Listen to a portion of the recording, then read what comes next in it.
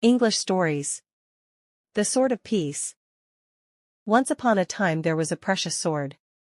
Now, this sword belonged to a great king, and for as long as anyone could remember, the king spent all his time in his palace, enjoying his shows and parties.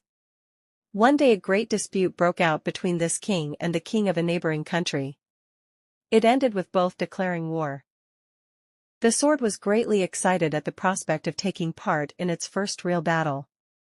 It would show everyone how truly brave and special it was, and would become renowned throughout the kingdom. On the way to the front line, the sword imagined itself the winner of many battles.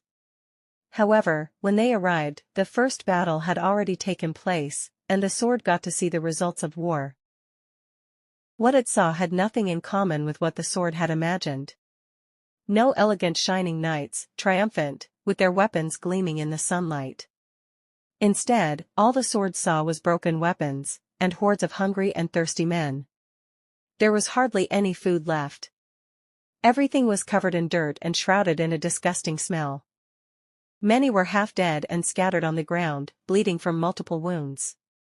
At this, the sword realized it liked neither wars nor battles. It decided it preferred to live in peace and spend its time taking part in tournaments and competitions. So, on the night before what was going to be the big final battle, the sword tried to find a way to prevent it from taking place. After a while, the sword started to vibrate.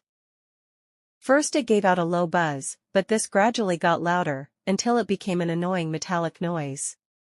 The swords and armor of the other soldiers asked the king's sword what it was doing. It told them, "I don't want there to be a battle tomorrow. I don't like war."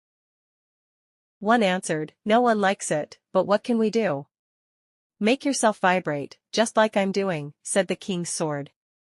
"If we make enough noise no one will sleep." So the weapons started vibrating, and the noise became deafening. It was so loud that it reached the enemy camp, and the weapons there, who were equally sick of the war, joined the protest. The next morning, when the battle should have begun, not a single soldier was ready to fight. No one had managed to get even a wink of sleep, not even the kings or the generals. So they spent the whole day catching up on sleep. During the evening they started to wake up, and decided to put off the battle for the next day. However, the weapons, led by the king's sword, spent the night repeating their peace song, and again no soldier could rest. The battle had to be postponed yet again, and this carried on for the next 7 days. On the evening of the 7th day, the kings of the two armies met to see what they could do about the situation. However, the weapons, led by the king's sword, spent the night repeating their peace song, and again no soldier could rest. The battle had to be postponed yet again, and this carried on for the next 7 days. On the evening of the 7th day, the kings of the two armies met to see what they could do about the situation.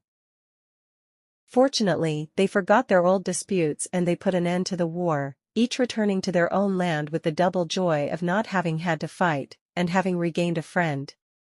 And from then on, from time to time the kings would meet up to talk about their experiences as kings. They now understood that the things which united them were much more numerous than anything that set them apart from each other.